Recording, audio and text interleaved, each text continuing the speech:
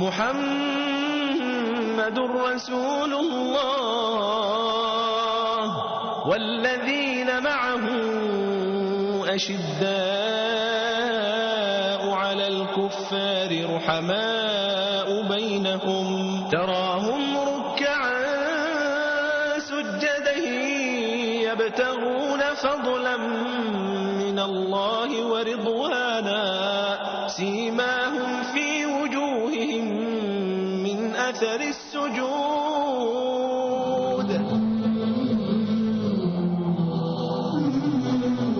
الصحابة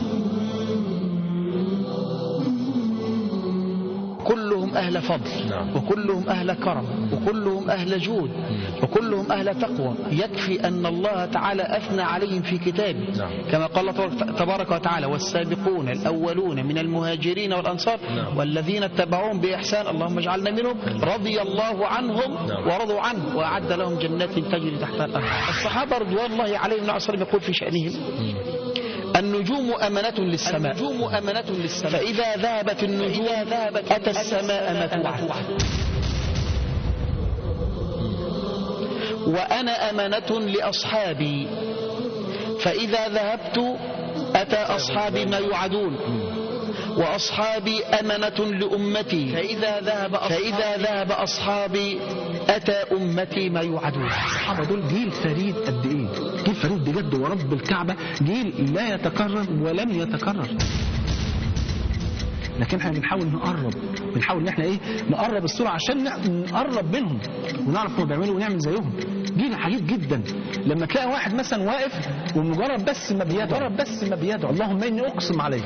ايه ده؟ واحد عبد بيقسم على ربنا. والله حصل حديث رواه الحاكم بسند صحيح، سيدنا البراء بن مالك اخو انس بن مالك لما يقسم على ربنا في موقعة تستر او تستر ويقول اللهم اني اقسم عليك ان تمنحنا اكتاف المشركين او الكافرين، تمام، وان ترزق البراء الشهاده في سبيلك، فينصر الله جند المسلمين ويرزق البراء الشهاده في سبيلك. الصحابة رضوان الله تعالى عليهم ضربوا المثل الأعظم في محبة رسول الله صلى الله عليه وسلم.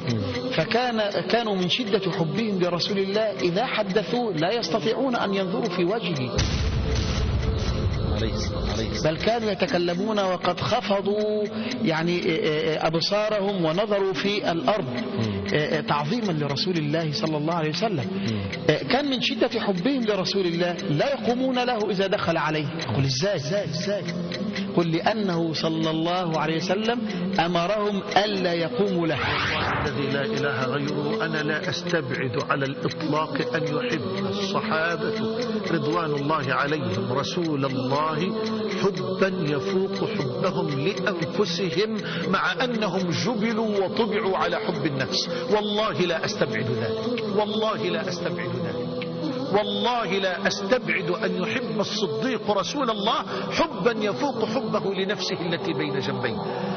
لا أقصد حب الاختيار، بل أقصد حب الطبع، مع أن الإنسان جبل وطبع على حب نفسه.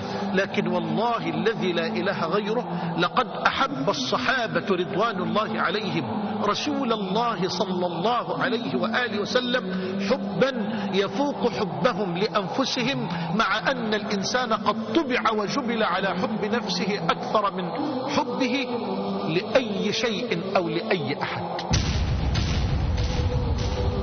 طبعا لو دخلت الباب ده ولو دخلت البستان ده والله ما نخاف، لو دخلت بستان حب الصحابة لسيدنا رسول الله والله العظيم ما نحتاج ساعات طويلة وحلقات مستمرة في أن نظهر وأن نجلي حب صحابة رسول الله للمصطفى صلى الله عليه وسلم، الذي ما عرفت ولن تعرف الدنيا له نظيرا ولا مثيلا على الإطلاق. ومن قرأ السيرة وتابع حلقات السيرة يعلم صدق ما أقول، لم تعرف ما عرفت ولن تعرف البشرية نموذجا في الحب مثل ما عرفت البشرية من حب الصحابة لسيدنا وحبيبنا المصطفى صلى الله عليه وآله وسلم. نحن إذا طعنا في أصحاب النبي صلى الله عليه وسلم أردنا الطعن مباشرة في رسول الله وفي كتاب الله وفي دين الله، فلا يطعن فيهم إلا زنديق.